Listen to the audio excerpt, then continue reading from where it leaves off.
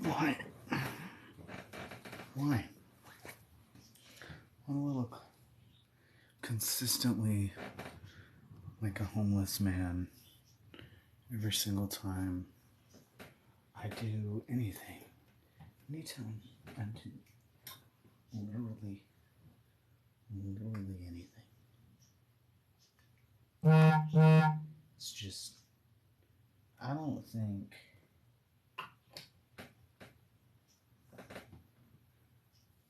think there's a filter that doesn't make me look like a homeless man.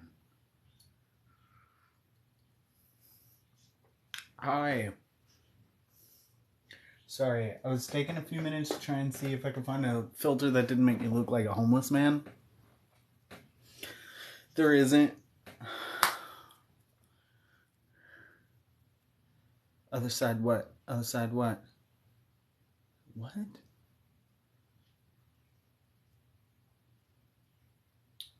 We're on the other side of what? I didn't change anything.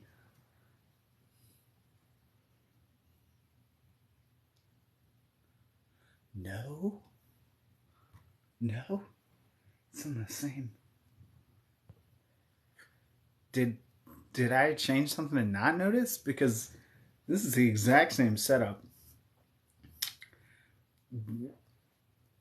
I didn't change anything. I was gonna say, I was like, did I change something and not notice? Because I did not. I did not notice anything.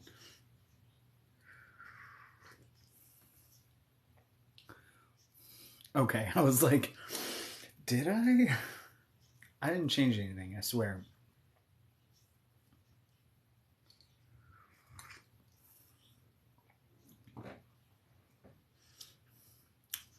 My throat's been messed up all week, so we're gonna try and do this. It's a little tiny.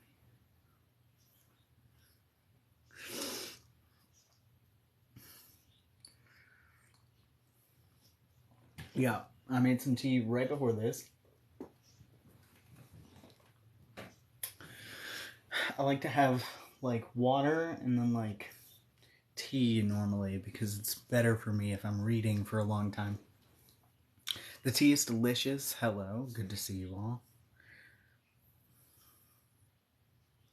I am not fucking with a microphone for once. Hopefully you can hear me okay. Because I'm not trying to strain my voice too bad.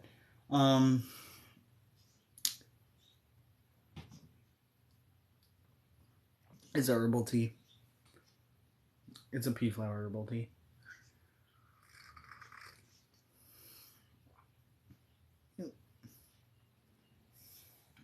It's delicious. It's also mild and good for the throat. Did you get the thing yet? Ah, oh, that sounds awesome.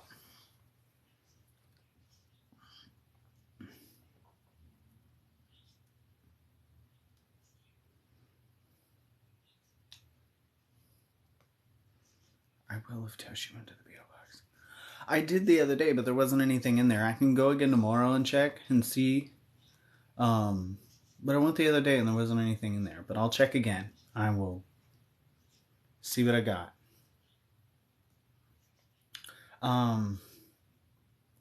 Granted, that was earlier last week than it was. So it's quite possible it's there now, and I just haven't had the chance to go and get it. When did I go? I'm trying to recall. This whole last week was sort of a blur work-wise. I think I just checked out a lot mentally. I know I recall going to the P.O. box, but I do, now that I think about it, I'm not sure what day I did.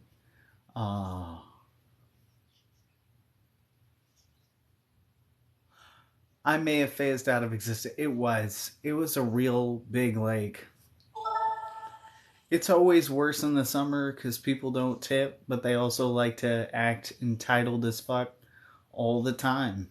Um, like, I had someone, this I vividly recall because I'm pretty sure this is where I checked out. Um, but there was a dude who ordered at the very edge of our delivery area to a cafe, and then when I got there, the cafe is closed. So I call him, and he was like, "Yeah, can you meet me at this gas station?" And it's like less than like a minute or two. I can see it from the cafe. It's just technically we're not supposed to relocate. If a customer changes the address after it's left the store, we have to then bring the order back to the store. They have to call the store and refile under a different address so it's on the record because of driver safety. I was like, okay, I'm going to do this as a courtesy, but we're not supposed to do this. I'm going out of my way for you. And then is like, oh, okay, cool. I'll be there in 20 minutes. Granted, I had already driven 20 minutes to get to this cafe, so then it's like another 20 on top of it. So I'm waiting there all in all for about 35 minutes, and the guy gets there and then stiffs me. I was like, okay, yeah, I'm never going out of my way for you again. Fuck you. Yeah, yeah. I was like, no, we're never doing this again. And I'm pretty sure I phased out of existence after that, at that point in that day. I went 3.5 hours at work before I made any money. Tip your delivery drivers, folks. Tip your delivery drivers.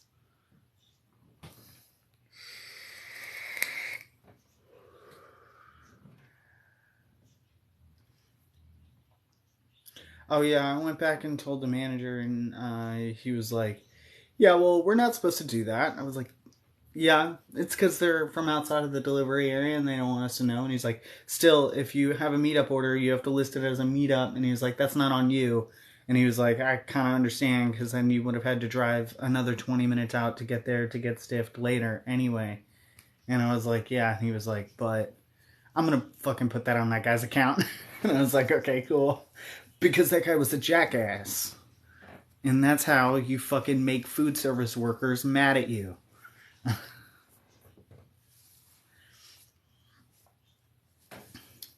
Yeah, anyway, so I had a week. So I will have to recheck the P.O. box. I can't remember what day I checked it. It might have been Thursday or it might have been literally any other day. I don't know. So I will do that tomorrow and get back to you guys and see what I got.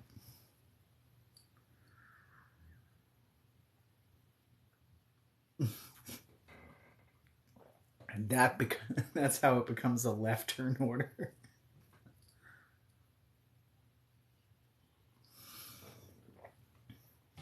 All right.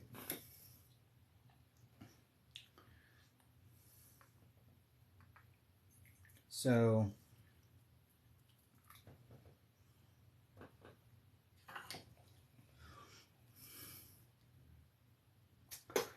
we are back on schedule. And by that I mean we're not in the middle of some fucking chapter. Oh, thank you.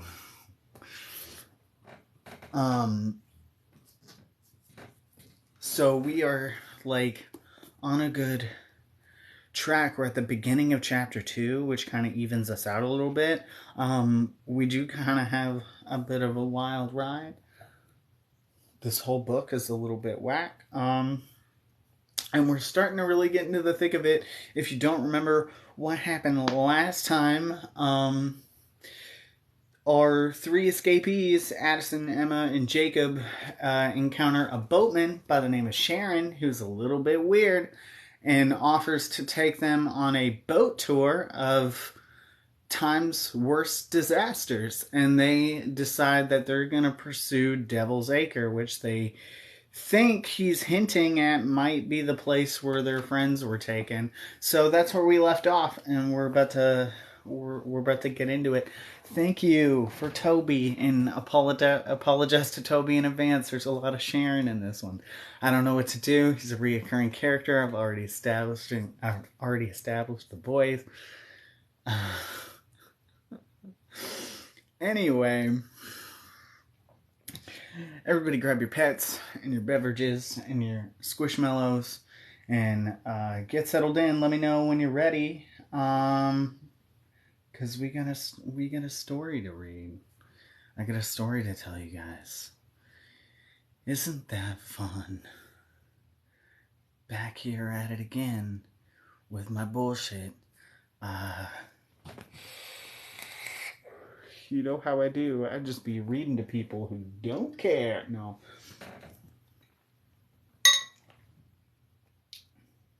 It's good to know people like to hear it. Okay.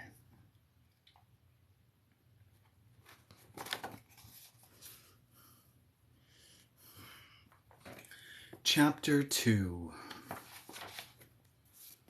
Angle this a little bit.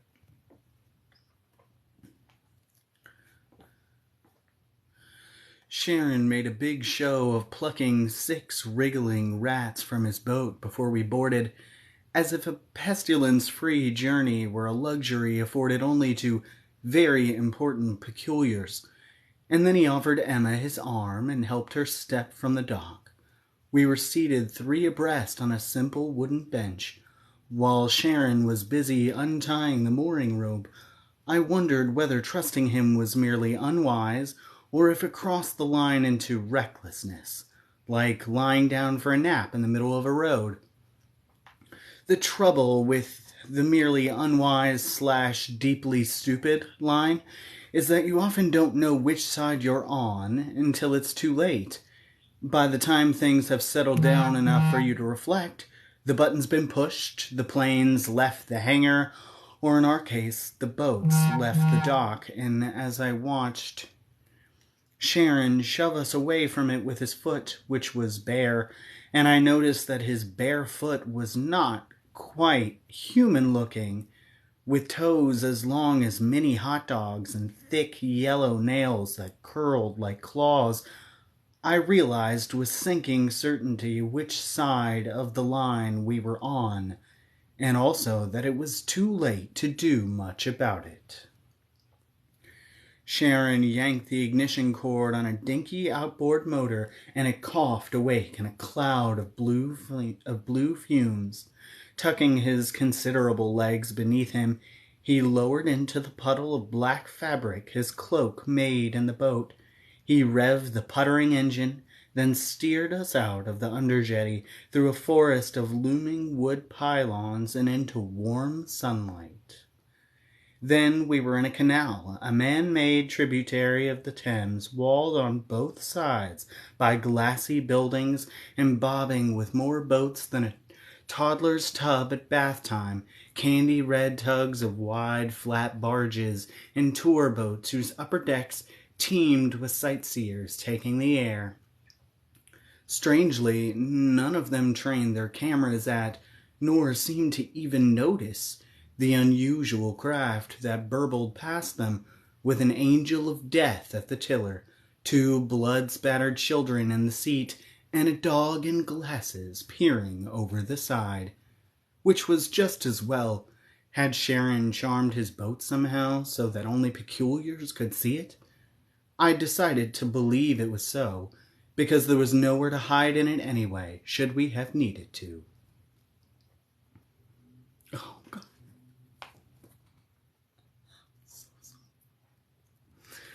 Looking it over in the full light of day, I noticed that the boat was extremely simple, but for an intricately carved figurehead rising from its bow.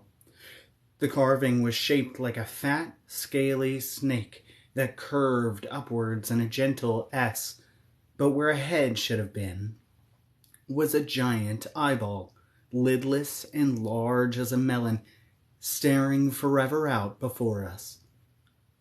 "What is it?" I asked, running my hand over its polished surface.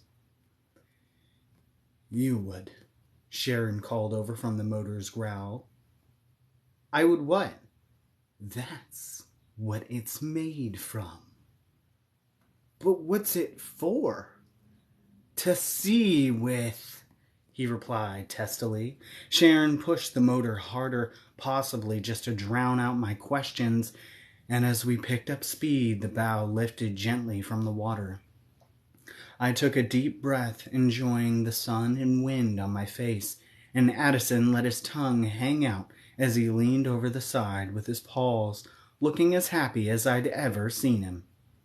What a beautiful day to go to hell. So, I've been thinking about how you got here, Emma said. How you got back to the present. Oh, I said. What do you think? There's only one explanation that makes any sense. Bloody much. When we were in the underground tunnels with all those whites and we crossed back into the present, the reason you came with us instead of continuing on in 18 whatever it was, suddenly alone, was that Miss Peregrine was there somehow, nearby, and helped you cross without anyone knowing it.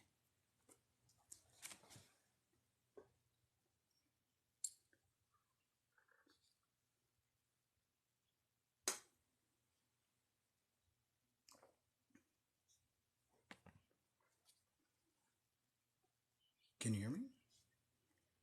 Did my sound change? Library of Souls. It's the third book in the Peregrine series. Can you all hear me? Did my sound change? I don't have a mic plugged in this week. It got quieter.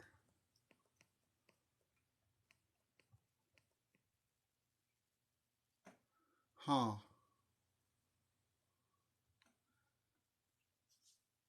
It glitched weird for a second. I can't get audio. It's fine again? Good? Okay. I did not put anything in here.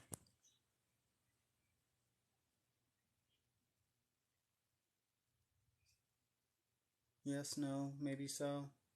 Should I continue or should I investigate? It's better again? Okay, so we're fine. I can continue? Should continue?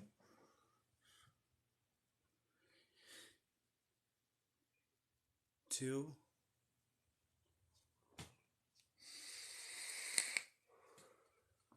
Okay. I don't know, Emma. That seems. I hesitated, not wanting to be harsh. Do you think she was hiding in the tunnel?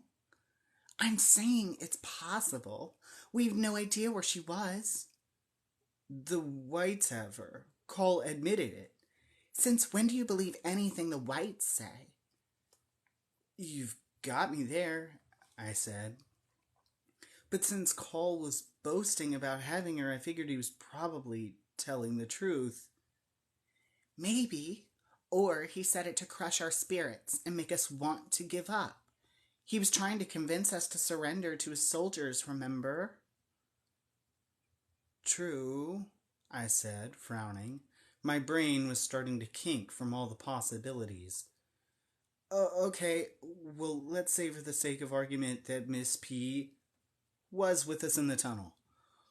Why would she have gone to the trouble of sending me back to the present as a captive of the whites? We were on our way to have our second souls sucked out. I would have been better off stuck in that loop. For a moment, Emma looked genuinely stumped. Then her face lit up and she said, Unless you and I are supposed to rescue everyone else. Maybe it was all part of her plan. But how could she have known we would escape the whites? Emma cast a sidelong glance at Addison. Maybe she had help, she whispered. And this hypothetical chain of events is getting really unlikely. I took a breath, choosing my words carefully. I know you want to believe Miss Peregrine is out there somewhere, free, watching over us.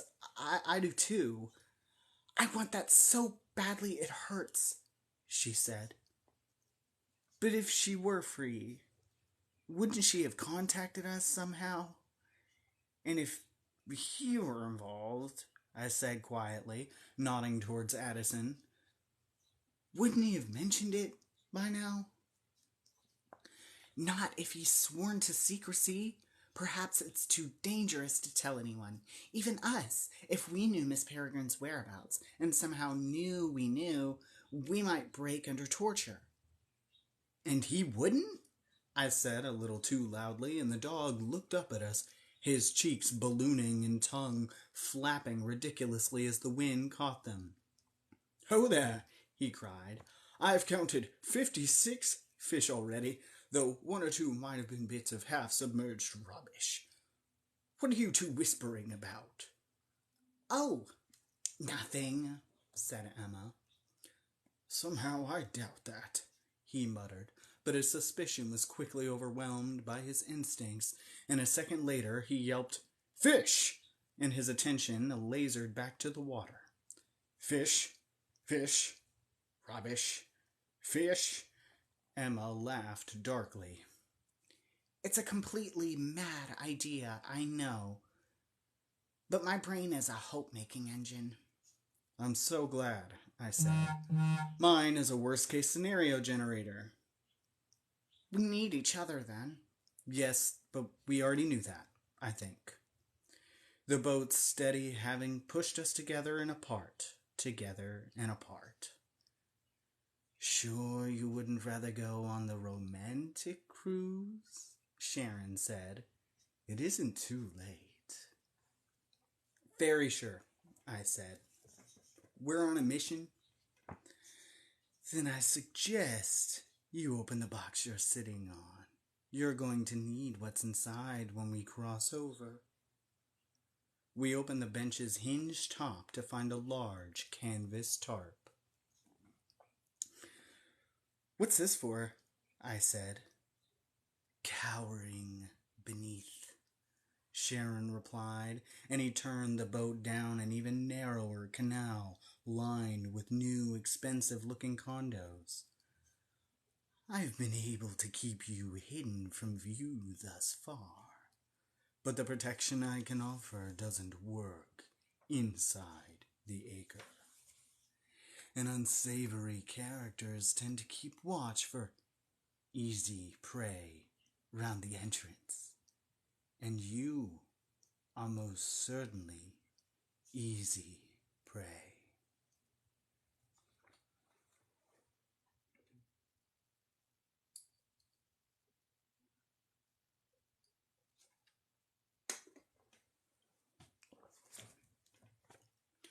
"I knew you were up to something," I said. "Not a single tourist so much as glanced at us." "It's safer to watch historical atrocities being committed when the participants aren't able to watch you back," he said. "Can't have my customers being carried off by Viking raiders, can I? Imagine the user reviews." We were fast approaching a sort of tunnel, a bridged-over stretch of canal, perhaps 100 feet long, atop which hulked a building like a warehouse or an old mill. From the far end shone a half-circle of blue sky and sparkling water. Between here and there was only darkness. It looked as much like a loop entrance as any place I'd seen. We heaved out the enormous tarp, which filled half the boat.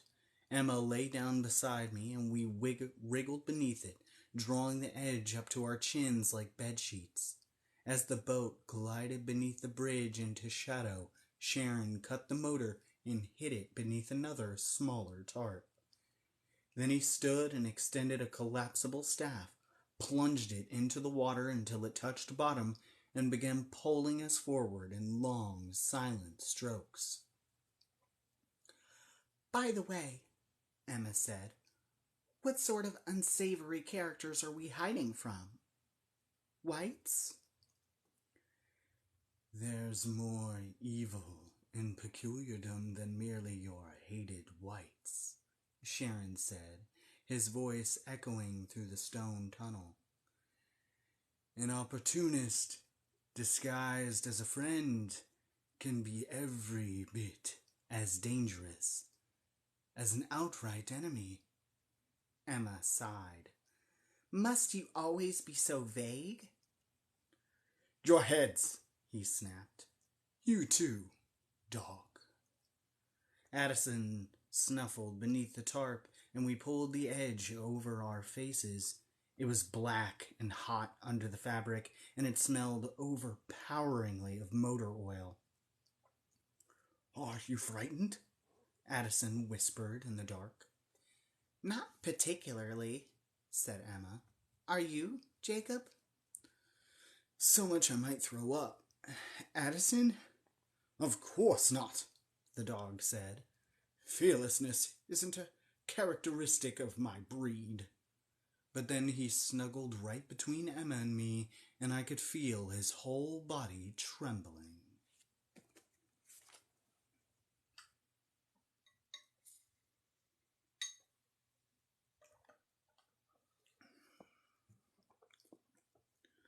Some changeovers are as fast and smooth as superhighways, but this one felt like slamming down a washboard road full of potholes, lurching around a hairpin turn, and then careening off a cliff, all in complete darkness. When it was finally over, my head was dizzy and pounding. I wondered what invisible mechanism made some changeovers harder than others. Maybe the journey was only as rough as the destination, and this one had felt like off-roading into a savage wilderness, because that's precisely what we had done. We've arrived, Sharon announced. Is everyone okay? I said, fumbling for Emma's hand. We must go back, Addison groaned. I've left my kidneys on the other side. Do keep quiet until I find somewhere discreet to deposit you, Sharon said. It's amazing how much more acute your hearing becomes the moment you can't use your eyes. As I lay quietly beneath the tarp, I was hypnotized by the sounds of a bygone world blooming around us. At first there was only the splash of Sharon's pole in the water, but soon it was complemented by other noises, all stirring together to paint an elaborate scene in my mind. That steady slap of wood against water belonged, I imagined, to the oars of a passing boat piled high with fish. I pictured the ladies I could hear shouting to one another as leaning from the windows of opposite-facing houses, trading gossip across the canal while tending lines of laundry. Ahead of us, children whooped with laughter as a dog barked, and distantly I could make out voices singing in time to the rhythm of hammers.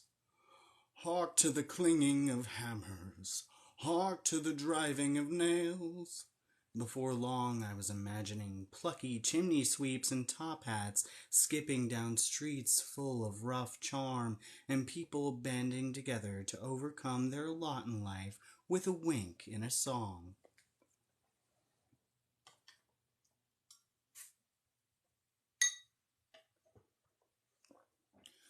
I couldn't help it. All I knew about Victorian slums I'd learned from the campy musical version of Oliver Twist. When I was 12, I'd been in a community theater production of it. I was Orphan number 5, if you must know, and had suffered such terrible stage fright on the night of the show that I faked a stomach flu and watched the whole thing from the wings in costume with a barf bucket between my legs.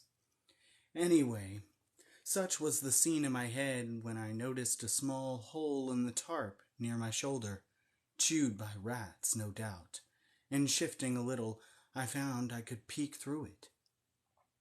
Within seconds, the happy, musical-inspired landscape I'd imagined melted away like a Salvador Dali painting. The first horror to greet me were the houses that lined the canal, though calling them houses was generous. Nowhere in their sagging and rotted architecture could be found a single straight line. They slouched like a row of exhausted soldiers who'd fallen asleep at attention. It seemed the only thing keeping them from tipping straight into the water was the tightness with which they were packed. That and the mortar of black and green filth that smeared their lower thirds in thick, sludgy strata. On each of their rickety porches, a coffin-like box stood on end. But only when I heard a loud grunt issue from one and saw something tumble into the water from beneath it did I realize what they were, or that the slapping sounds I'd heard earlier hadn't come from oars, but from outhouses, which were contributing to the very filth that held them up. The women calling to one another from across the canal were leaning from opposite windows, just as I'd imagined. But they weren't hanging laundry, and they certainly weren't trading gossip, at least not anymore. Now they were trading insults and issuing threats. One waved a broken bottle and laughed drunkenly, while the other shouted epithets I could barely understand. "You're nothing but a stinking dollymop who lay with the devil himself a farthing," which was ironic if I took her meaning correctly, because she herself stripped to the waist and didn't seem to mind who noticed. Both stopped to whistle down at Sharon as we passed, but he ignored them. Eager to wipe that image from my head, I managed to replace it with something even worse. Oh, I forgot about this part. Mild trigger warning, cruelty to animals. If you want to skedaddle for like 5 seconds, it doesn't last long. But I forgot it happened. Ahead of us was a gang of kids swinging their feet from a rickety footbridge that spanned the canal. They were dangling a dog above the water by a rope tied around its hind legs, dipping the poor creature under water and cackling when its desperate barks turned to bubbles. I resisted an urge to kick the tarp away and scream at them. At least Addison couldn't see. If he had, no amount of reasoning would have stopped him from going after them with teeth bared, blowing our cover. "I see what you're up to," Sharon muttered at me. "If you want to have a look around, just wait. We'll be through the worst of it in a tick." "Are you peeking?" Emma whispered, poking me. "Maybe," I said, still doing it. The boatman shushed us. Drawing his pole from the water, he uncapped the handle to expose a short blade, then held it out to sever the boy's rope as we drifted by. The dog splashed into the water and paddled gratefully away, and howling with rage, the boys began to improvise projectiles to throw at us. That's the end of the animal cruelty. We're good. We passed it. I just don't like it when people do stuff to literally any animal. That's so mean. Anyway. Sharon pushed on, ignoring them as he had the ladies, until a flying apple core missed his head by inches. Then he sighed, turned, and calmly pulled back the hood of his cloak, just enough so that the boys could see him, but I couldn't. Whatever they saw must have scared them half to death, because all ran screaming from the bridge, one so fast he tripped and fell into the fetid water. Chuckling to himself, Sharon readjusted his hood before facing forward again.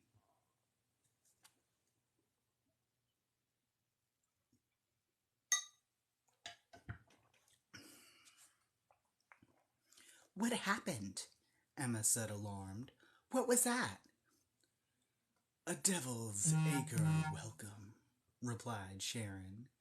"Now, if you care to see where we are, you may uncover your faces a bit. and I'll attempt to give you your gold coins worth of tour guiding with the time we have left. He pulled the edge of the tarp down to our chins, and both Emma and Addison gasped. Emma, I think, at the sight, and Addison, judging from his wrinkled nose, at the smell. It was unreal, like a stew of raw sewage simmering all around us. You get used to it, Sharon said, reading my puckered face. Emma gripped my hand and moaned, "Oh, it's awful." And it was. Now that I could see it with both eyes, the place looked even more hellish. The foundations of every house were decomposing into mush. Crazy wooden footbridges, some no lighter than a board, crisscrossed the canal like a cat's cradle, and its stinking banks were heaped with trash and crawling with spectral forms at work sifting through it. The only colors were shades of black, yellow, and green, the flag of filth and decay, but black most of all. Black stained every surface, smeared every face, and striped the air in columns that rose from chimneys all around us, and more ominously, from the smokestacks of factories in the distance, which announced themselves on the minute with industrial booms, deep and primal like war drums, so powerful they shook every window yet unbroken. This, friends, is Devil's Acre, Sharon began, his slithering voice just loud enough for us to hear. Actual population 7,206. Official population 0. The city fathers, in their wisdom, refuse even to acknowledge its existence. The charming body of water in whose current we're currently drifting is called Fever Ditch, and the factory waste, night soil, and the animal carcasses which flow perpetually into it are the source not only of its bewitching odor, but also of disease outbreaks. So regular you could set your watch to them, and so spectacular that this entire area has been dubbed the capital of cholera. And yet, he raised a black-draped arm toward a young girl, lowering a bucket into the water. For many of these unfortunate souls, it serves as both sewer and spring. She isn't going to drink that, Emma said, horrified. In a few days, once the heavy particles settle, she'll skim the clearest liquid from the top. Emma recoiled. No. Yes. Terrible shame, Sharon said casually, then continued rattling off facts as if reciting from a book. The citizenry's primary occupations are rubbish picking and luring strangers into the acre to cosh them on the head and rob them. For amusement, they ingest whatever flammable liquids are at hand and sing badly at the top of their lungs. The area's main exports are smelted iron slag, bone meal, and misery. Notable landmarks include... It isn't funny, Emma interrupted. Pardon me? I said it isn't funny. These people are suffering, and you're making jokes about it. I'm not making jokes, Sharon replied imperiously.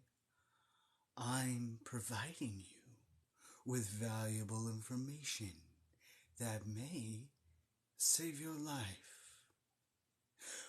But if you'd rather plunge into this jungle cocooned in ignorance, we wouldn't, I said. She's very sorry. Please, keep going.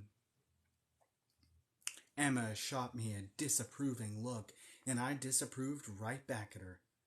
This was no time to take a stand on political correctness, even if Sharon sounded a bit heartless. Keep your voices down, for Hades' sake, Sharon said irritably.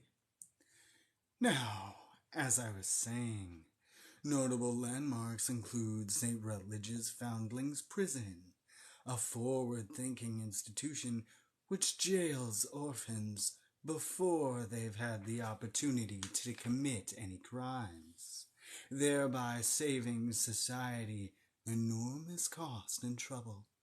St. Barnabas's Asylum for lunatics, mountebanks, and the criminally mischievous, which operates on a voluntary, outpatient basis and is nearly always empty, and Smoking Street, which has been in flames for 87 years, due to an underground fire no one's bothered to extinguish. Ah, he said, pointing to a blackened clearing between houses on the bank. Here's one end of it, which, as you can see, is burnt to a crisp.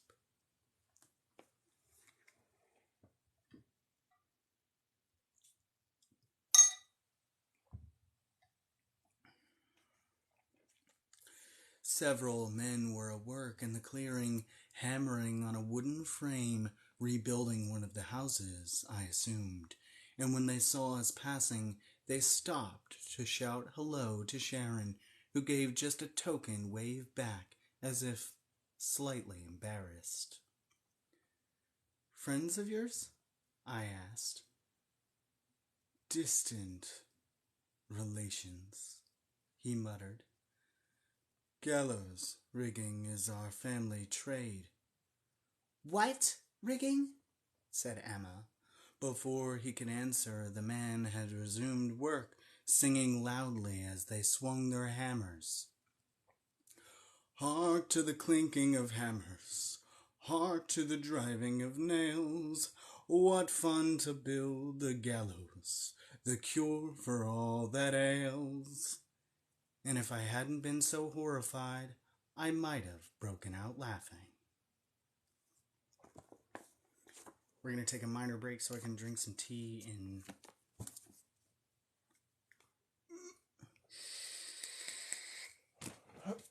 my throat. Okay, sorry. Give me a second. I've been drinking water.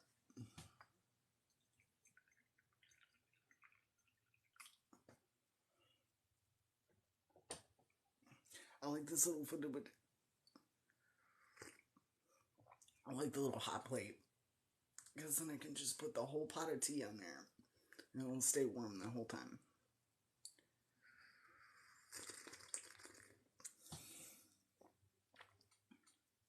So how we all liking Devil's Acre? Is it fun? Are you having fun yet? What do you mean making an audio? No. Why would I do that? No, why? Why do you want me to do that? I don't like that you want me to do that. Now I'm afraid to put this on YouTube, fear that someone will clip it.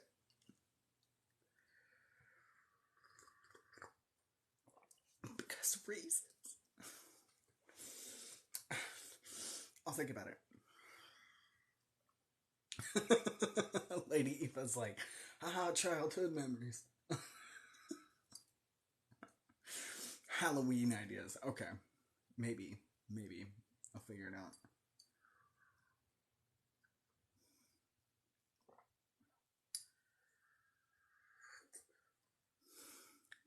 He'll think about it.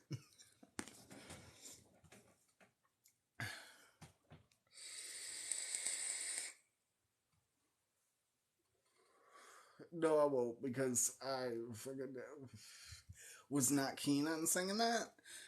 And then, like, I was like, because they mention it all being sung. And I was like, because a lot of the time there's melodies that they have set for this. Like the author will be like, this is the melody it's to or whatever, and tell the audiobook person all that so that they can fit that.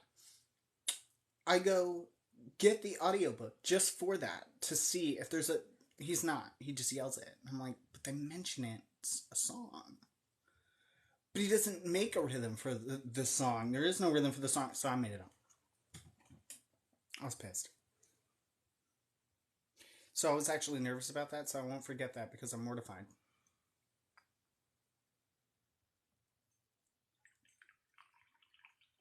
I don't sing as a general rule. It's not something that I generally do. So your version is better.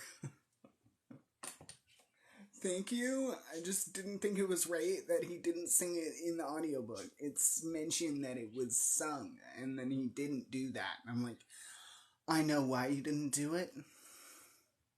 Because I would have done the same thing. If no one gave me a rhythm and they were paying me to do the audiobook, I would have been like, guess you don't need it sing that bad, do you? So,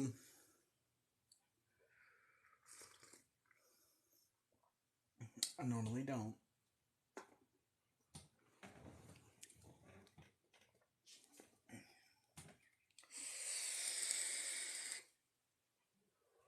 And I would only do it for you guys. If someone was paying me, like some bullshit author was just like, hey, I need you to sing this bit, I'd be like, okay, to what song? And if they couldn't give me a melody, I'd be like, well, then you're not getting it sung, man. I that would have been a hard line. I'm like, you need to get a melody for it, or I'm not doing it. I'm not making that shit up. I don't know what I'm doing with my time. No. So,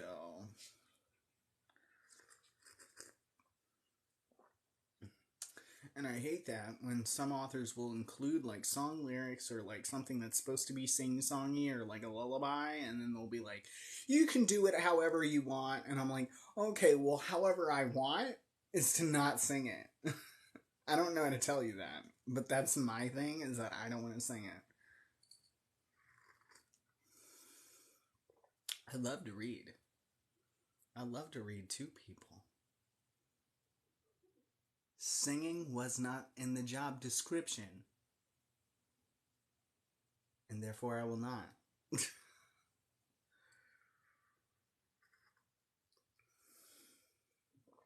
Tea.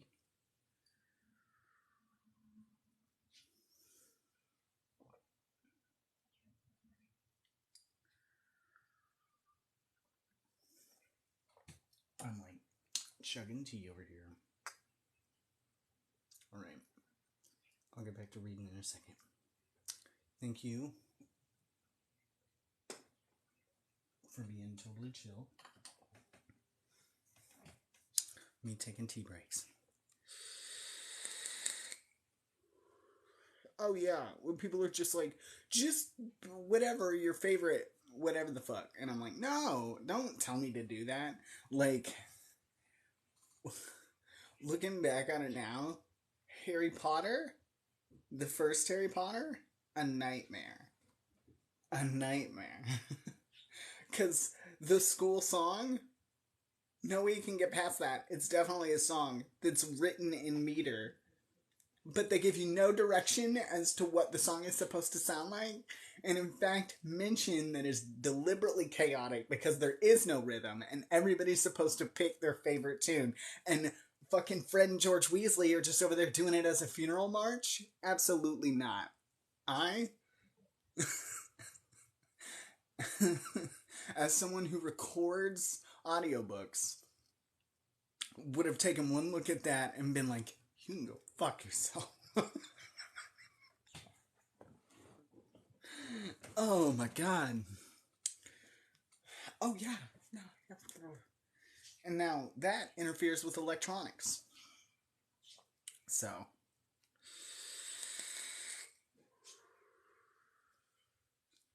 Alright. Who is ready for the rest of chapter 2? It's almost directly halfway through. I think we're like, yeah. It's like one page off from directly halfway through. All right.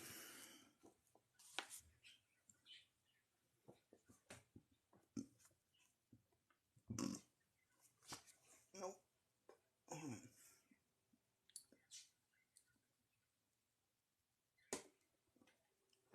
All right.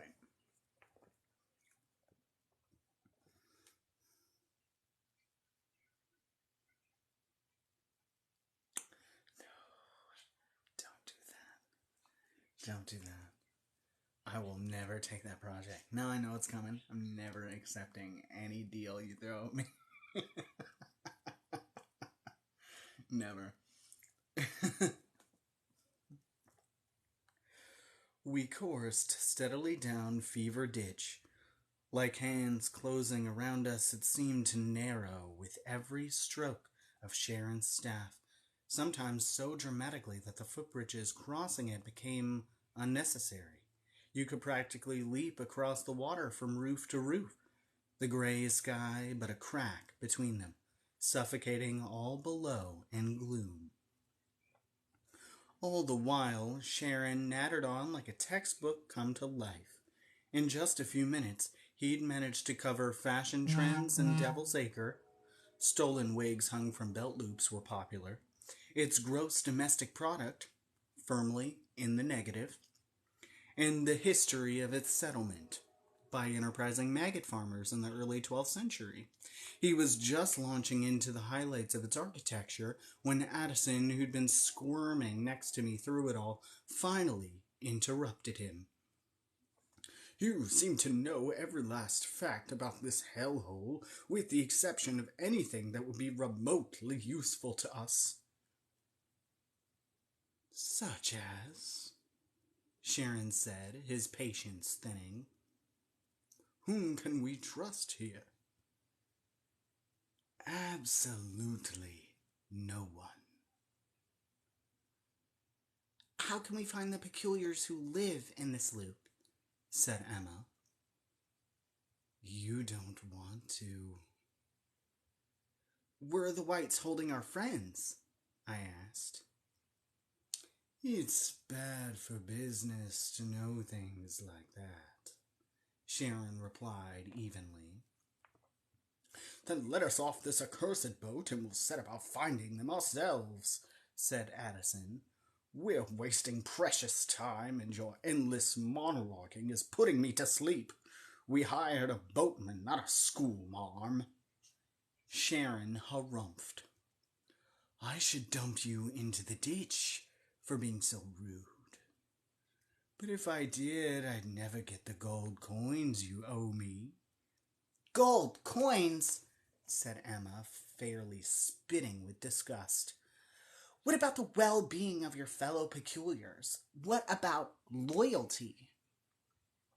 Sharon chuckled. If I cared about things like that, I'd have been dead long ago. And wouldn't we all be better off? Emma muttered, and looked away. As we were talking, tendrils of fog had begun to curl around us. It was nothing like the gray mist of Cairnholm. This was greasy and yellow-brown, the color and consistency of squash soup. Its sudden appearance seemed to make Sharon uneasy, and as the view ahead dimmed, his head turned quickly from side to side as if he were on the lookout for trouble or searching for a spot to dump us.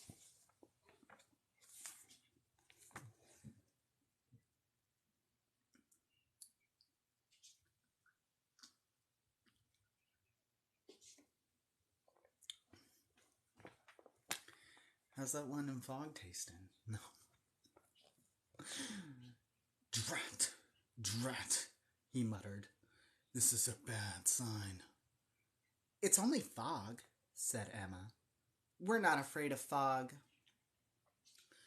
Neither am I, said Sharon. But this isn't fog. It's murk. and it's man-made. Nasty things happen in the murk, and we must get out of it as quickly as we can. He hissed at us to cover ourselves, and we did. I retreated to my peeking hole. Moments later, a boat emerged from the murk and passed close by, going the opposite direction. A man was at the oars and a woman sat in the seat, and though Sharon said good morning, they only stared back and continued staring until they were well past us, and the murk had swallowed them up again. Grumbling under his breath, Sharon maneuvered us toward the left bank and a small dock I could just barely make out. But when we heard footsteps on the wooden planks and a low murmur of voices, Sharon leaned on his pole to turn us sharply away. We zigzagged from bank to bank looking for a place to land, but each time we got close, Sharon would see something he didn't like and turn away again. "Vultures," he muttered. "Vultures everywhere." I didn't see any myself until we passed beneath a sagging footbridge and a man crossing above us. As we drifted under him, the man stopped and looked down. He opened his mouth and drew a deep breath, about to yell for help, I thought. But rather than a voice, what came out of his mouth was a jet of heavy yellow smoke that shot toward us like water from a fire hose. I panicked and held my breath. What if it was poison gas? But Sharon wasn't covering his face or reaching for a mask. He was just muttering, "Drat, drat, drat," while the man's breath swirled around us, merging with the murk and reducing our visibility to nothing. Within a few seconds, the man, the bridge he stood on, and the banks on either side of us had all been blotted out. I uncovered my head, no one could see us now anyway, and said quietly, "When you said the stuff was man-made, I thought you meant by smokestacks, not literally." "Oh, wow," Emma said, uncovering herself. "What's it for?"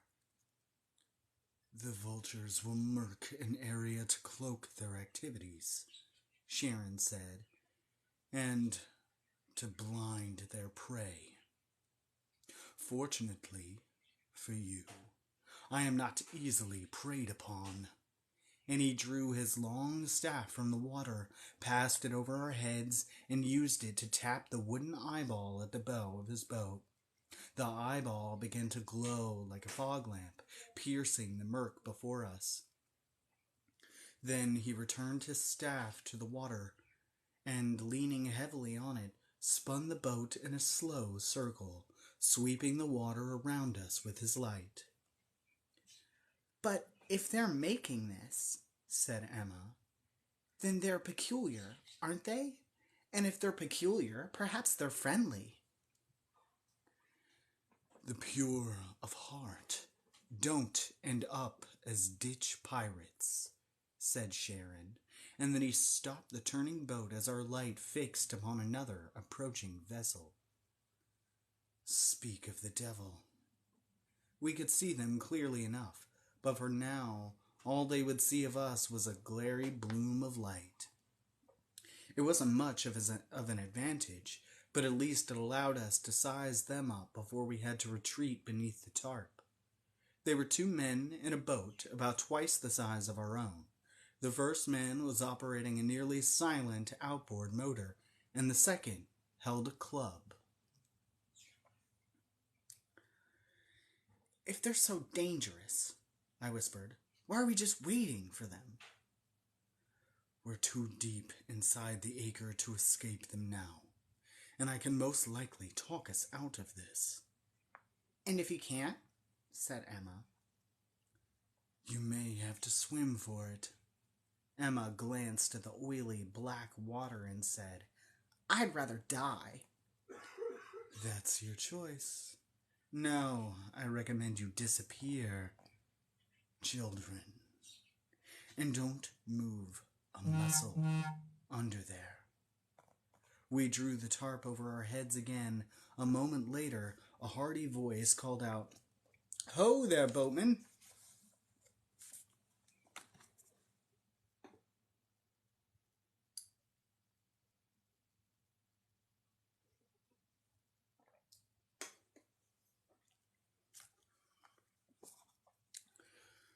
"Ho there," replied Sharon.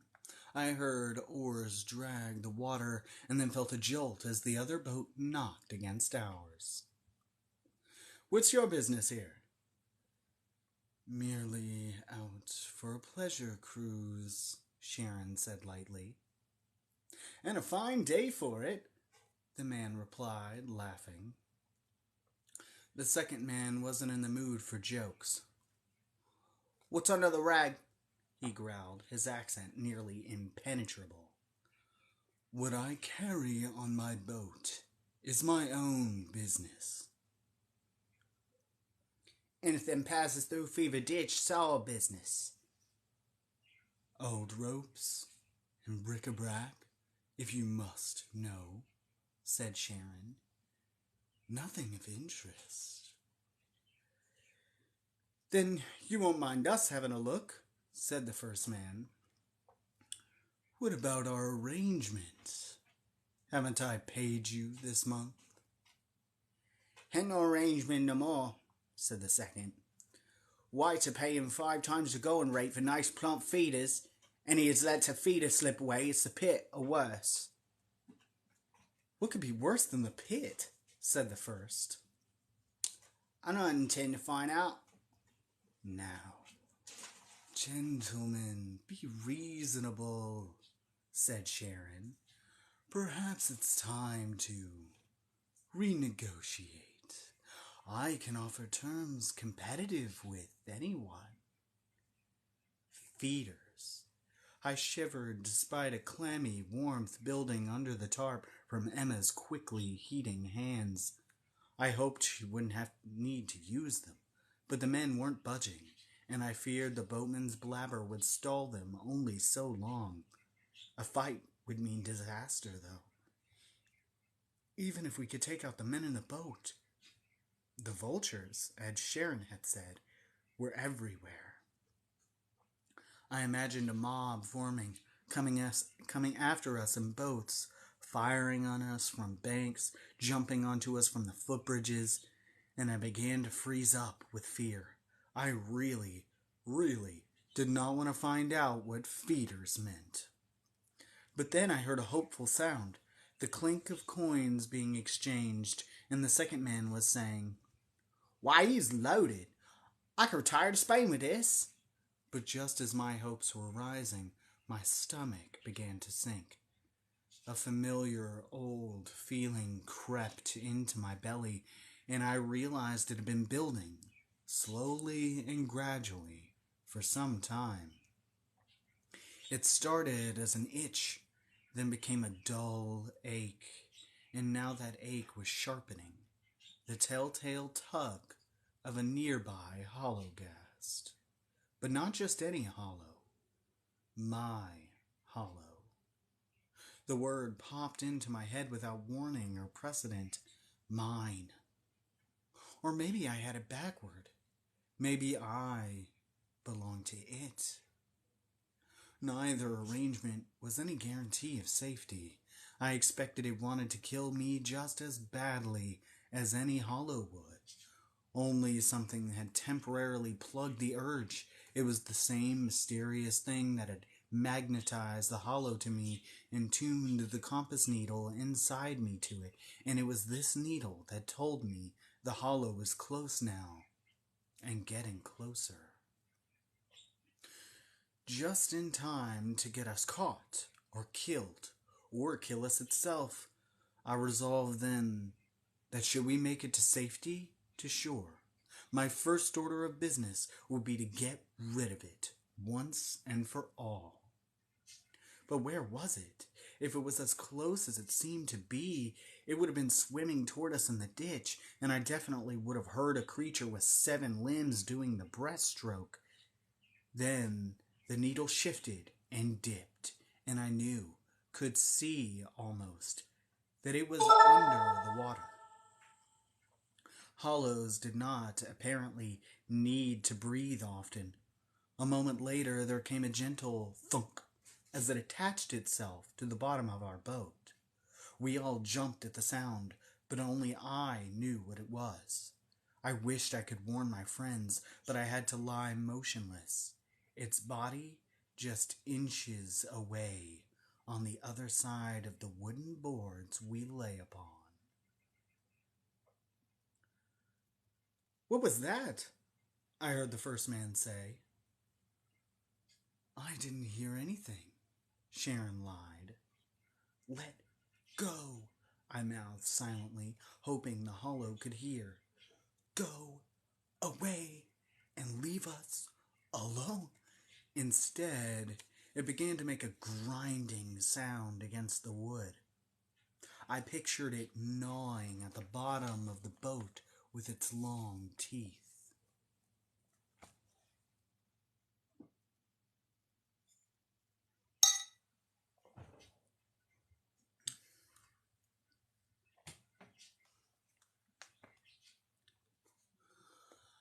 "I heard that plain as day," said the second man. "Boatman's trying to make us look like fools, Reg."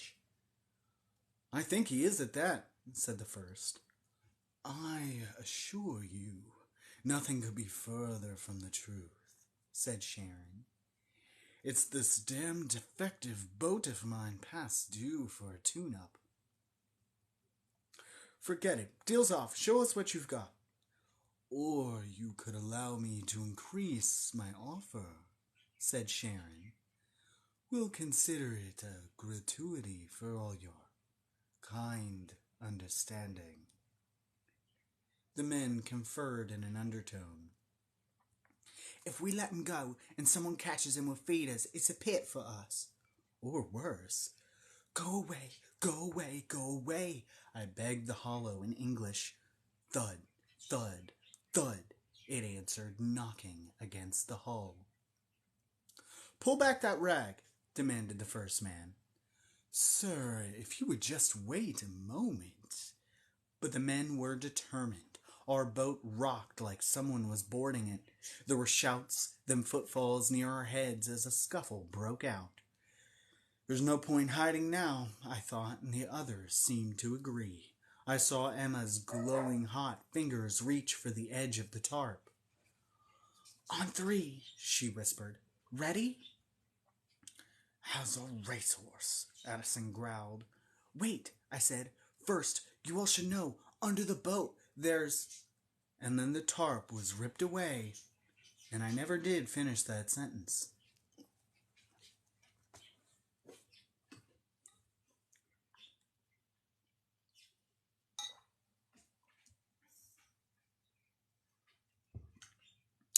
Yeah, our schedules just don't line up as much, so mainly on Mondays. And mainly through Instagram. But occasionally, yeah. I last saw him 2 weeks ago. What happened next happened fast. Addison bit the arm that had torn away the tarp, and Emma made a swipe at its surprised owner, grazing the man's face with scalding fingers. He stumbled back, howling, and fell into the water. Sharon had been knocked down in the scuffle, and the second man was standing above him with his club raised. Addison leapt at him and grabbed hold of his leg. The man turned to shake off the dog, giving Sharon time to regain his feet and hit him in the stomach. The man doubled over, and Sharon disarmed him with a tricky whirl of his staff. The man decided to quit while he could and leapt back into his boat. Sharon tore away the canvas covering the outboard motor, yanked its ignition cord, and our boat sputtered to life just as a third came speeding out of the murk alongside us.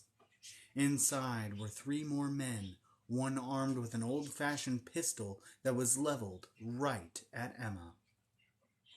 I shouted at her to get down and tackled her just as it cracked and sent up a puff of white smoke.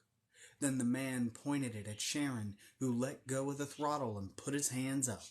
And that would have been it for us, I think, had not a throat full of strange words come gushing up and pouring out of me, long and sure and foreign to my ears.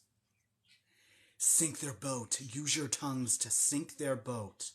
In the half second it took everyone to turn and stare at me, the hollow had pushed off from our hull and flung its tongues at the other boat. They fired out of the water, whipped around the lip of its stern, and flipped the boat up and backward in a reverse somersault that launched all three men out. The boat crashed upside down on two of them. Sharon might have taken the opportunity to hit the throttle and get us out of there, but he stood, frozen in shock, his hands still raised. Which was fine. I wasn't done yet, anyhow. That one, I said, looking at the gunman flailing in the water.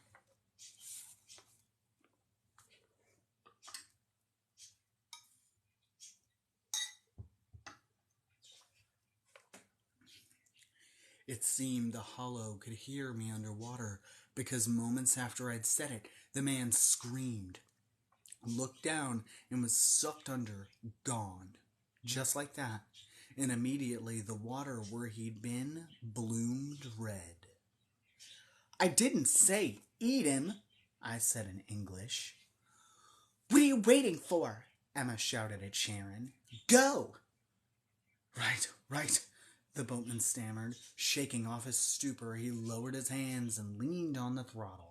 The motor whined, and Sharon turned the rudder and spun us in a tight circle, tripping Emma, Addison, and me into a pile. The boat bucked and shot forward, and then we were speeding through whirls of muck, heading back the way we'd come. Emma looked at me, and I looked back, and though it was too loud to hear anything over the motor and the rush of blood in our ears, I thought I could read in her face both fear and exhilaration, a look that said, You, Jacob Portman, are amazing and terrifying. But when she finally spoke, I could make out only one word. Where? Where indeed. I'd hoped we could get away from the hollow while it was finishing off the ditch pirate, but reading my gut now, I knew it was still close, trailing behind us, most likely using one of its tongues as a tow line. Close, I mouthed back. Her eyes brightened and she nodded once, sharply. Good. I shook my head. Why wasn't she afraid? Why couldn't she see how dangerous it was? The hollow had tasted blood and just left a meal half finished behind us. Who knew that what meanness still boiled inside it? But the way she looked at me, just that crooked bit of smile, gave me a surge, and I felt I could do anything. We were coming up fast on the bridge, and the murk making peculiar. He was waiting for us, crouching and sighting us down the length of a rifle he'd rested on the bridge's handrail. We ducked. I heard 2 shots. Looking up again, I saw that no one had been hit. We were going under the bridge. In a moment, we'd be out the other side, and he'd have another shot at us. I couldn't let him take it. I turned and shouted, Bridge, in hollow speak, and the creature seemed to know just what I meant. The 2 tongues that weren't holding on to our boat whipped upward, and with a wet slap, each one wrapped around the bridge's flimsy supports. All 3 tongues unreeled triangularly until they were pulled taut like elastic stretched to the limit. The hollow was forced up out of the water, tethered between boat and bridge like a starfish. The boat slowed so quickly it was like someone had thrown the emergency brake. We were all tossed forward onto the floor. The bridge groaned and rocked, and the peculiar, taking aim at us, stumbled and dropped his gun. I thought that surely either the bridge would give or the hollow would. It was squealing like a stuck pig, as if it might rip down the middle. But as the peculiar bent to snatch his gun, it seemed the bridge would hold, which meant I traded all our momentum and speed for nothing. Now, we weren't even moving targets. Let go! I screamed at the hollow, this time in its language. It didn't. The thing would never leave me of its own accord, so I rushed to the back of the boat and bellied over the stern. There was one of its tongues knotted around the rudder. Remembering how Emma's touch had once made a hollow's tongue release her ankle, I pulled her over and told her to burn the rudder. She did, nearly falling over the side to make the reach, and the hollow squealed and let go. It was like releasing a slingshot. The hollow flew away and slammed into the bridge with a splintering crash. The whole tottering contraption buckled and went tumbling into the water. At the same time, the back of our boat dropped and the motor, once again submerged, flung us forward. The sudden acceleration toppled us like bowling pins. Sharon managed to hold on to the rudder, and righting himself, he steered us sharply away from a collision course with the canal wall. We flew down the spine of the ditch, a black V of water shooting out behind us.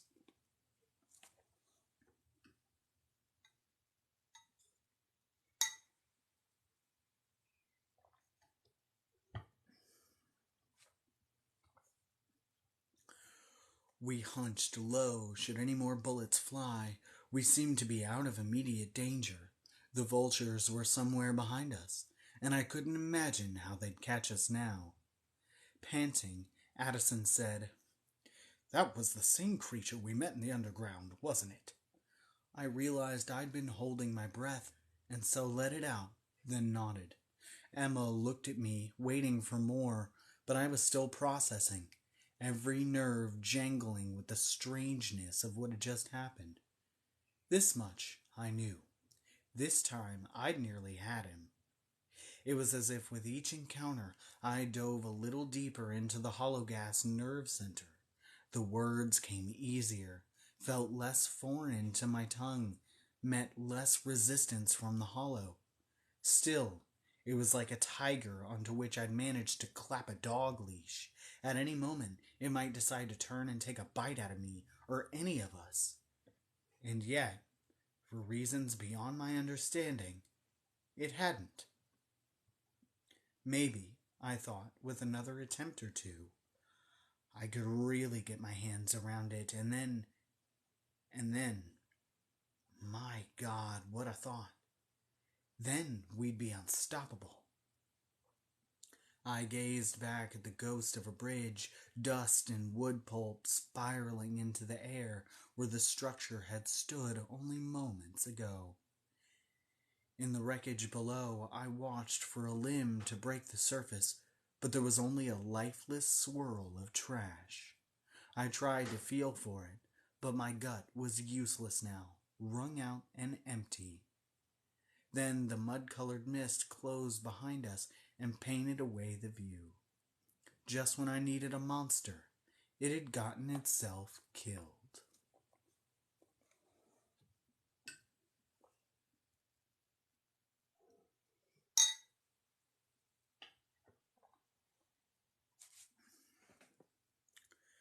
The boat nodded as Sharon eased the throttle and banked right through the slowly clearing murk toward a block of ghastly tenements.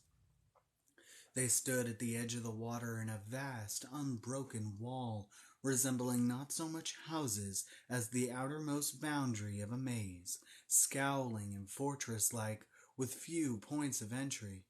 We drifted along at a crawl, searching for a way in. It was Emma who finally spotted one, though I had to squint to recognize it as more than just a trick of shadows. To call it an alley would have been exaggerating. It was a slot canyon, narrow as a knife's edge, a shoulder's width from wall to wall, and 50 times as high. Its entrance marked by a moss-shagged ladder screwed flat to the bankside. I could see only a little distance in before the passage hid itself, curving away into sunless dark. "Where does it go?" I asked. "Where angels fear to tread," Sharon replied. "This wasn't the landing I'd have chosen for you, but our choices are limited now. Are you certain You wouldn't rather leave the acre altogether? There's still time. Quite certain, Emma and Addison said simultaneously. Me, I would have been happy to debate the matter, but it was too late to turn back now. Get them back or die trying was something I'd said in the past few days. Time to dive in. In that case, land ho, Sharon said dryly. He retrieved the mooring rope from under his seat, tossed it over the ladder, and pulled us toward the bank. Everyone out, please. Do. Watch your step. Wait, allow me. Sharon climbed the slippery, half-runged ladder with the nimbleness of someone who'd done it many times. Once at the top, he knelt on the bank and reached down to help each of us up in turn. Emma went first, then I handed up a nervous and wiggling Addison, and then, because I was proud and dumb, I climbed the ladder without taking Sharon's hand and nearly slipped off. The moment we were all safely on land, Sharon was climbing back down the ladder. He'd left the motor idling. Just a minute, said Emma. Where are you going?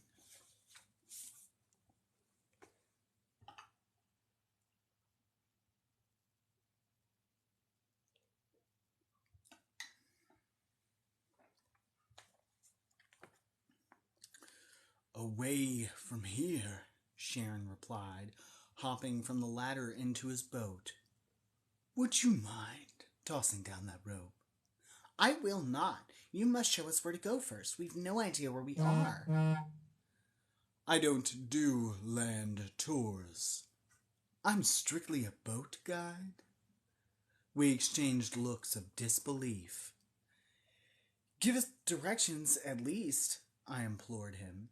Or better yet, a map, said Addison. A map, Sharon exclaimed, as if this were the silliest thing he'd ever heard. There are more thief passageways, murder tunnels, and illegal dens in Devil's Acre than anywhere in the world. The place is unmappable. Now stop being childish and hand me down my rope. Not until you tell us something useful, Emma said. The name of someone we can ask for help who won't try to sell us to the whites. Sharon broke out laughing. Emma struck a defiant pose. There must be one. Sharon bowed. You're speaking to him. Then climbed the ladder halfway and plucked his rope from Emma's hands. Enough of this. Goodbye, children. I'm quite sure I'll never see you again.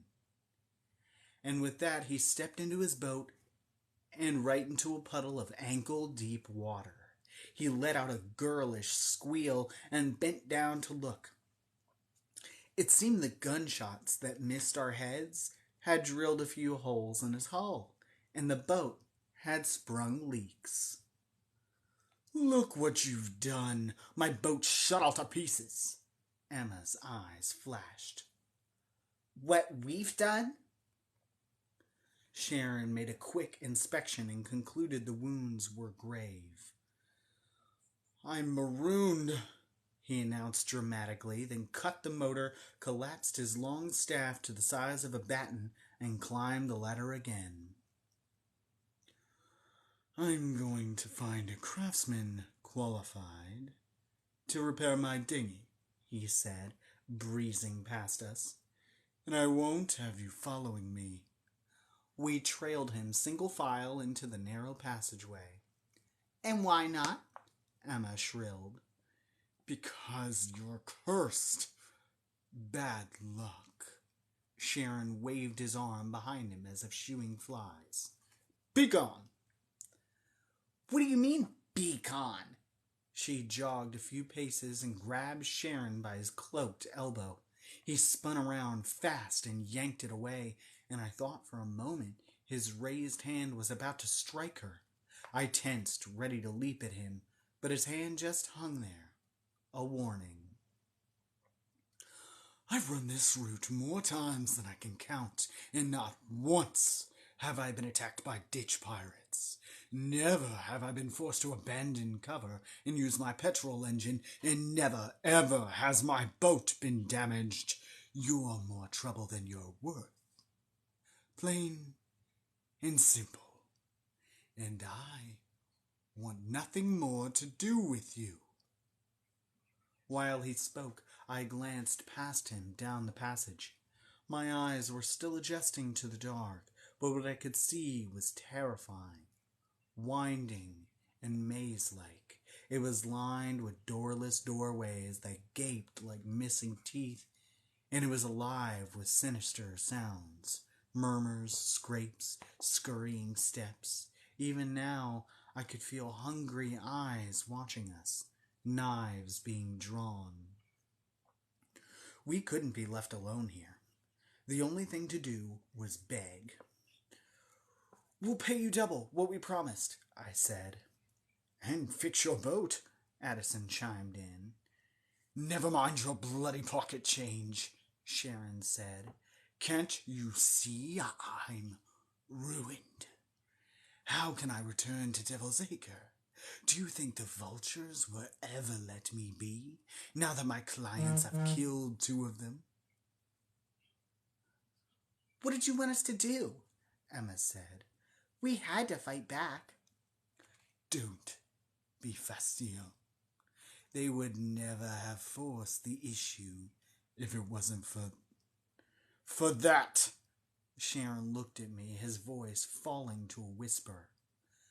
"You might have mentioned earlier you were in league with creatures of the night."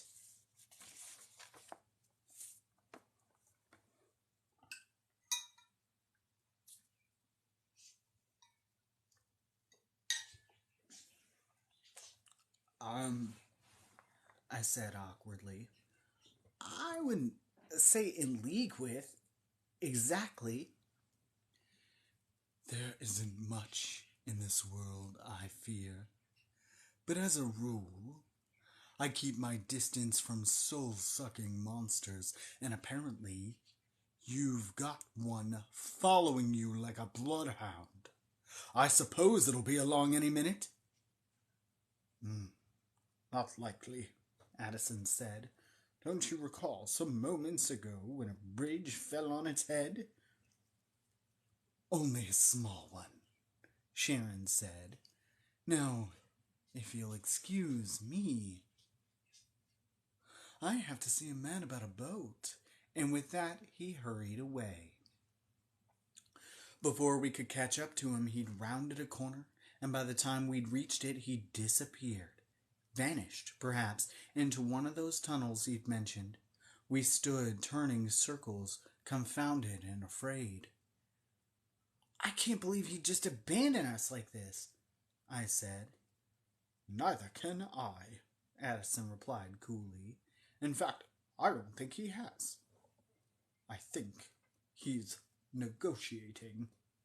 The dog cleared his throat, sat up on his hind legs, and addressed the rooftops in a booming voice.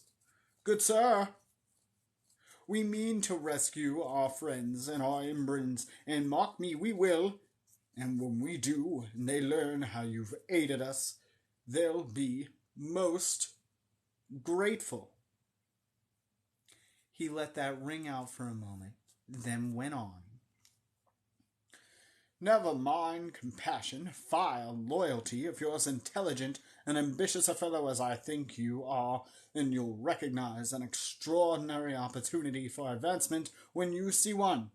We are indebted to you already, but scrounging coins from children and animals is an awfully modest living compared to what having several Imbrins in your debt could mean.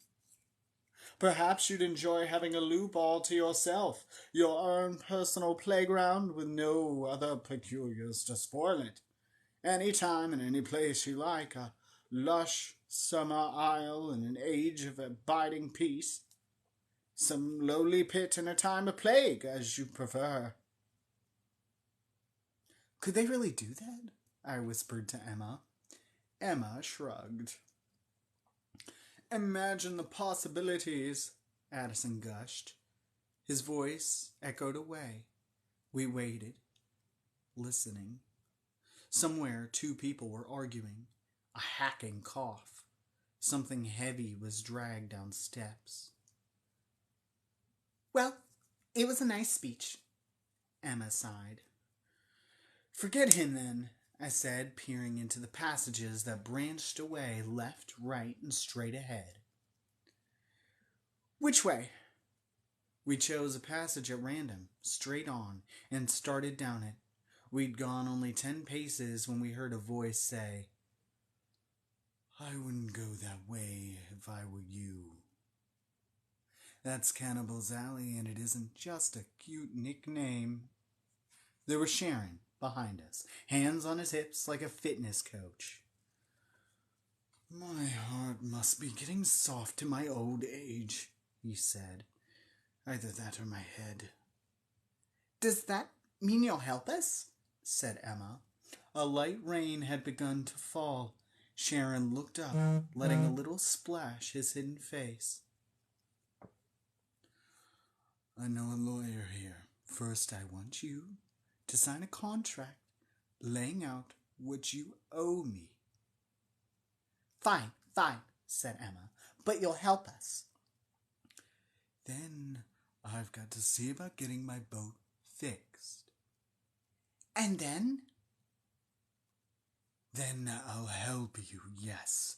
Though I can't promise any results, and I want to state at the outset that I think you're all fools. We couldn't quite bring ourselves to thank him, given what he put us through. Now stay close and follow every instruction I give you to the letter. You killed 2 vultures today, and they'll be hunting you. Mark my words. We readily agreed. If they catch you, you don't know me, never saw me. We nodded like bobbleheads. And whatever you do, never touch so much as a drop of ambrosia or on my eyes. You'll never leave this place. I don't know what that is, I said, and from their expressions I saw that Emma and Addison were likewise in the dark. You'll find out, Sharon said ominously, and with a swish of his cloak, he turned and plunged into the maze.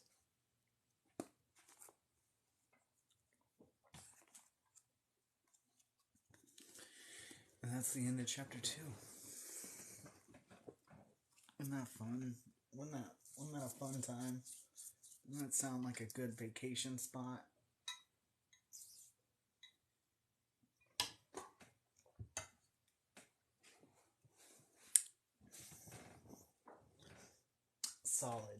Solid.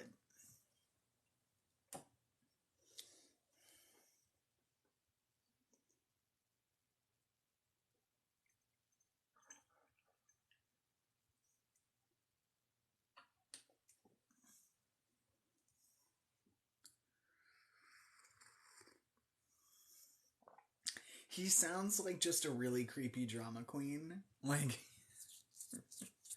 he's just a weird dude. He's just a weird dude. Later on, it paints him as like the mythical, like Sharon in the mythical context. And then slowly he gets more ridiculous as the time goes. Like, he just gets really dramatic about bullshit. He's like, my boat. Like, he's just like... And it's just like the descriptors for him talking are like, go from like... It describes him as oily a lot and like really creepy and then it's like, he screamed girlishly, and I'm like, why'd you gotta include that? That's so weird that you made him like this. He just has weird descriptions of the way he talks and the way he treats situations that I'm like, we would be best friends.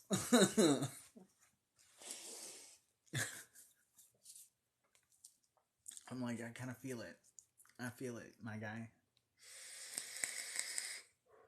He's so weird. He's so weird. He's the weirdest character. I'm buying him a new and better boat. Stuff it. Stuff it. Stuff it. Stuff it for me. For or two. Yeah, it's so crazy. He's like, oh, okay. I was like, what's a stuff it? Is that like a brand sort of thing? What is that? I was like, I don't know what that is. Okay, thank you. It's so nice. I want to reiterate, you could just come over. You don't always have to bring me stuff. It's very nice, but I want you to know it's just your company that is required. One I know about? Okay. I don't like.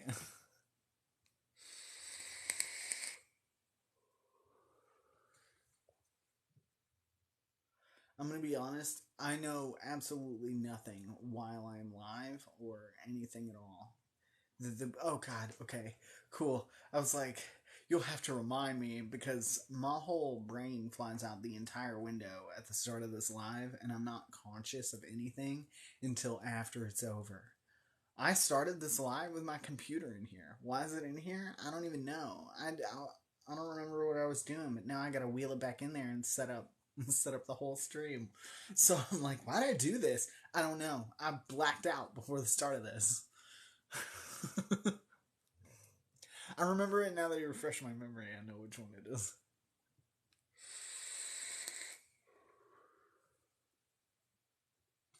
I did. That was last week's. I do. I'm still editing. I was. Oh wait, that's what I was doing before I started this. I don't remember what I was doing in here. I, I was editing the Hollow City finale, so I could upload those. Probably Cult of the Lamb. We'd be doing extra. We'd be doing some extra stuff on that game. I I don't even know at this point. I don't even know which one is more chaotic, mine or the groups, because I ended up making a bunch of Peregrine's characters in my game in Cult of the Lamb, and now we've got Enoch is immortal. He's also the Undertaker, but he doesn't want to do his job. And there's a whole lot of there is a Sharon in my game. There is a Sharon in my game. He's a little bat. I made him a little bat. Oh man, he better not. Oh my god, but no, yeah, because I started out with Bronwyn and Enoch. I made at the same time, like they were part of a big group that I inducted all at once, and then Enoch.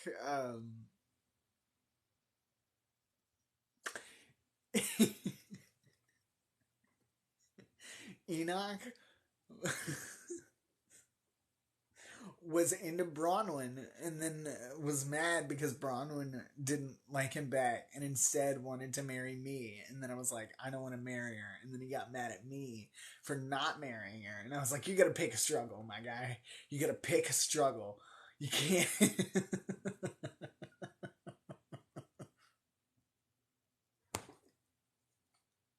And then after that, it was like, I'm going to fight Bronwyn. And then wanted to fight to the death. And I refused to let either one of them actually kill the other one, so I stopped it, right? But Enoch won. And then it was like, he was like, it all worked out because she likes me now. And I guess he just had to beat the shit out of her. I'm not sure what happened there. That is a weird scenario. I don't even know what that was about. But that was a wild night. I was like, but what's happening? So you want to become a cult leader? Due to the absence of God, there's a vacancy open. Okay.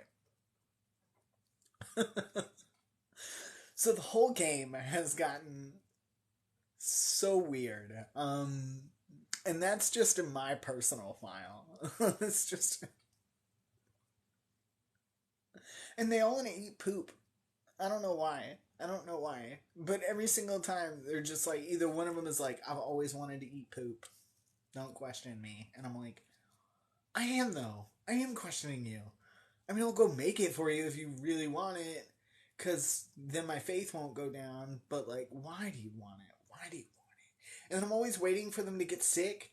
And, like, because most of the time they get sick. So I'll just stay right by there, right by the hospital, right after they eat it. And watch it until they get sick. And then I'll cure them really quick, right? And then one time, one of them didn't get sick. And interestingly, it was Madame Mew. Why?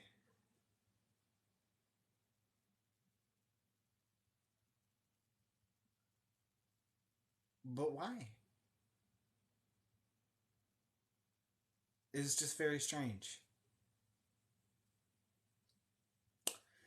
And then the rest of the time, it's someone like, I think this would be a hilarious joke that we're going to play on someone else. We should give them poop. And I'm like, no. No, we're not doing that. Then I will say no. If it's non consensual, if it's you just want to do that, that's on you. But we're not forcing it onto someone else. We're not playing. That's not a prank. That's not a real prank, okay? That's just cruel. That's why I can't watch prank videos on the internet, too. I'm like, okay, that is a prank. That's not a prank. Like, there's a very fine definition in my mind of what is a prank and what is not a prank. And that, to me, not a prank. It's not okay. Don't do that. That's not a prank. That's just cruel.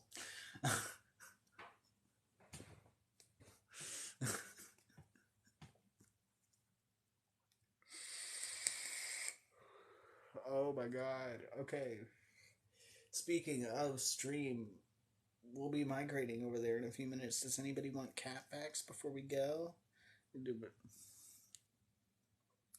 Exactly. Like, if that's a good definition. Like, if the person you're pranking at the end of it is laughing, it's a prank. It's a prank. If the person at the end of it is legitimately pissed off, like, legitimately, like, don't do this. This is a hard boundary. Why would you even consider this a prank? Then it's not a prank. It's a good definition. Oh. Cat facts, and then we're gonna move into some Cult of the Lamb stuff. Ba-bam! Alright, now we're doing long hair versus short hair cats, so pick a team, get with it.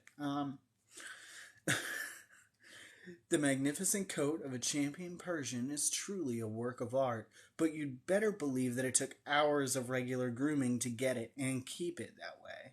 It's common sense that the more hair there is to take care of, the more work that goes into it. The fluffier the cat's hair, the more likely it is to form mats, too. These thick tangles of hair can be painful and even tear a cat's skin if the mats get bad enough. Mats get embarrassing for a cat too, since the only way to get rid of really bad ones is to shave them off. Nothing looks more uncomfortable than a cat who's been shaved. And it's not that short-haired cats don't need regular grooming or never get mats. They do. It's just that their shorter, coarser outer coat requires lower maintenance than a long, silky coat. A short-haired cat who's diligent about her own grooming routine can do a lot to make up for an owner who's a little lazy with the brush and comb, but regular grooming is still a must for both long-hair and short-hair cats. Cats use their tongue and teeth for grooming. Every time Tabby goes into her contortionist bathing routine, she's swallowing hair. The more hair she has, and the more grooming she does, the more hair she swallows. Hair doesn't digest, and can clump up in a cat's stomach and intestines to form hairballs. The least dangerous, but still rather unpleasant, side effect of hairballs is that your cat coughing them up, quite often at times, or in places you'd much rather she didn't. On a more serious note, a lot of swallowed hair can actually block your cat's intestines, calling for an option to save their life. The bottom line is to invest a few dollars in a brush and a comb and use them. Yeah, you should brush your cat. If you're here listening and you haven't brushed your cat, brush your cat. If you can get Pawn to sit still long enough, she likes being brushed. But if she's in the middle of doing something, she hates you and the entire time. But brush your cat, even if they're mad. I was playing with her earlier, and I was like, we gotta clip these nails. And I had to stop everything for a second and clip all her nails, because one of them, the wonky one that clicks against the tile every time she walks, because she has a little wonky toenail, grows real weird, and it always sticks out. The other ones will retract, like cat claws. This one will stick out. You just hear it every time. And you gotta clip that regularly. I brush Bimo until he tries to delete me. Adorable. Yeah. I irritate Pond more than necessary. Uh,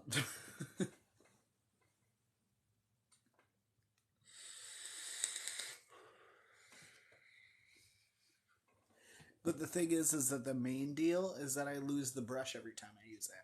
So, like, whatever room I'm in, I'll leave the brush in a mystery spot in the room. And then I'll forget where it's at. So then the next time, I'm like, where's that goddamn fucking brush? And I'm walking around my house trying to find it, trying to be a responsible pet parent, and I can't find it. And I'm like, fuck. Where did I put it? I know I had it. I did this not too long. Where the brush? And then I'll find it in like some ADHD spot in my freezer. It's never in the freezer. That's just a joke. But yeah, I always find it in some nonsensical place, in the desk, on the bookshelf. One time I was just in the bookshelf, and I was like it's a book, and I was like, that's not where that go.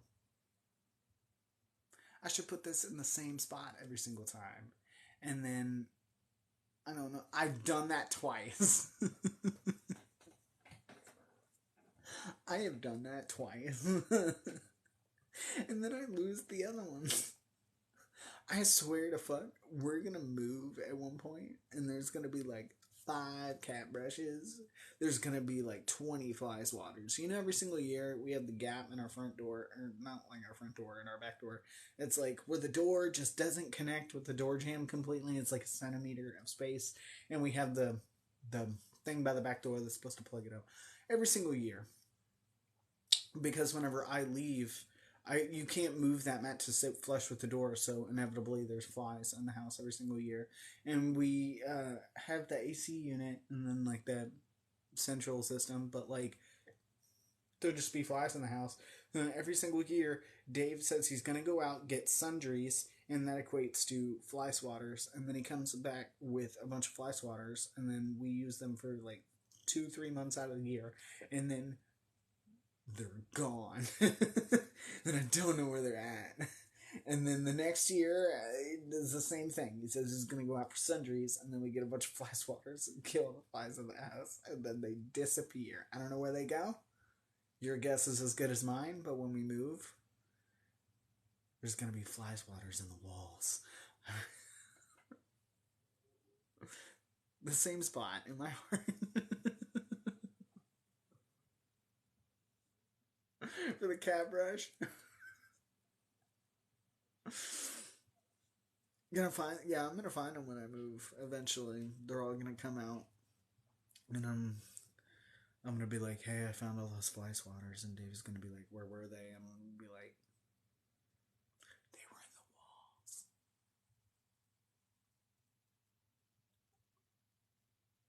Because I don't know how to keep track of anything for the life of me. If it's not something I use every day, It's gonna stay lost.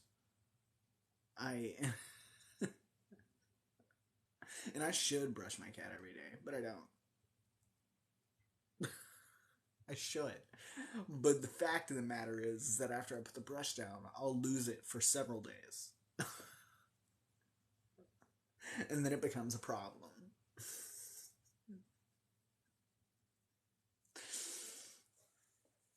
Oh, yeah. I'm sure one day I'm going to come on here with 5 fly swatters. And I'm going to be like, I found these in the laundry room. Like, oh, yeah, nothing exists unless you're looking straight at it or you use it every single day of your life. That book that you read last summer that you can't recall the name of, but you wish you could find it again, no idea where that's at. It's not on the bookshelves where it's supposed to be. Good night, Lady Aoife. It's definitely not in the place that you would most think it would be in. It's definitely not there. I don't know why. We were just talking about this, about how we should organize all the tools for the car, like all our mechanics tools. Because I'm going to be honest with you, when I get done with everything, I chuck it in the toolbox. That's Dad. I just chuck it in the toolbox. And then the next time I need something particular, like a particular like size socket, it's like, oh, I need an E14. Cool. Just gonna fish in here and grab a handful and go through and find it. And then when I find it, I separate it and I'm like, I should organize these. And then I spread them all out according to size as I'm going. But then the minute the project's done, I'm like, chuck it all back in the box. And then I don't go through anything.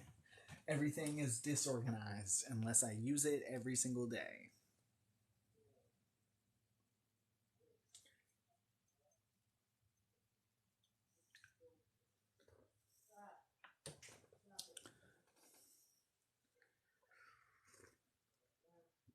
All right. Well, I'd say we've just about wrapped it up. We've had our cat discussion. You all got a bedtime story. We're going to go and move on to the gaming stream, which if you want to come, that's cool. It's on Discord. The link to the Discord is, well, you know where it is. You're part of it. And then we're going to do that for probably several hours later than I need to. So I'm late for therapy in the morning, which is how we do things here. And then next week, we'll be back. Probably on another Tuesday, probably at 8 p.m. Central. And we're going to read some more. And it'll probably be chapter 3. Haven't decided yet, but probably. It's probably going to be like that. So I'll probably see you then. Or I'll probably see you in 10 minutes. And that's really up to you. So I will see you next week.